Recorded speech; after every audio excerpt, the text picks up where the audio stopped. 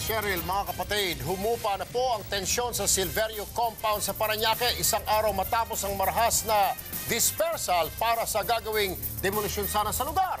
Pero ang galit ng mga residenteng nasugatan at naaresto sa enkwentro, hindi po rito nagtatapos. Ang git nga nila, Erwin, na damay lang daw sila. Para sa litas aksyon sa Parañaque, may live report si Mon Gualvez. Mon. Erwin, Cheryl, balik normal na muli ang sitwasyon dito sa Silverio Compound. Pero patuloy pa rin naghahanap ng hustisya ang mga residente, lalo na mga nasugatan dahil sa marahas na dispersal na naganap kahapon. Iika-ika pa si Francisco Alandoni nang humarap sa media. Isa siya sa 5 natamaan ng ligaw na bala sa kasagsagan ng marahas na dispersal kahapon. Kwento niya, nasa harap siya ng hanay ng mga residente na nakikipagnegosasyon sa mga otoridad nang bigla na lang magkaputok ang mga pulis. Sa gitna ng gulo, napansin na lang niya may tama na siya sa binti. Pero kahit ganitong sinapit, tuloy daw sila sa pakikipaglaban. Hindi ho kami titigil. Ipaglalaban ho namin kung ano ang dapat para sa amin. Si Rick naman, tutulong lang daw sana sa mga nasugatang kasama.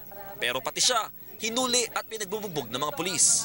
Imbes na proteksyonan po na yung mga sibilyan, ng mga inosenteng sibilyan, sila pa po yung nambubugbog sa sibilyan. Sana po yung leksyon nila, patanggalin din po sila sa kanilang serbisyo para po patas po yung ginawa nila sa amin. Gate ng mga residente, mga pulis daw ang naunang ng gulo. Kung yun ang gusto nila, patayin na lang lahat ng residente rito. Sige, patayin na lang nila kami. Wala naman na yata kami kakampi. Pero depensa ng mga pulis, ginawa lang nila ang kanilang tungkulin. Natural lamang po na protektahan din ng mga pulis yung kanilang sarili. Po yung nakita sa video ay naman po magkakaroon po ng investigasyon yan at kung sino po yung nagkasala at ma-identify, magkakaroon po ng due process po yan. Galit naman ang mga kaanak ng nasawing si Arnel Leonor. Balak pa naman daw sana magpulis ng bagong high school graduate pero hindi na ito mangyayari. Isa na makonsensya naman sila, lumutang sila kung sinong bumaril sa anak ko. Kung sa pamilya nila gawin yan. Makapananghalian, dumiretso sa DOJ ang mga residente para humiling ng investigasyon sa marahas na dispersal. Demolisyon! Demolisyon!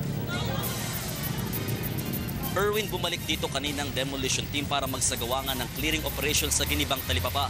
At kahit nasira na ang kanilang mga pwesto, back to business na uli ang mga nagtitinda rito. Erwin? Maraming salamat sa iyo, Mon Gualvez, live mula sa Parañaque.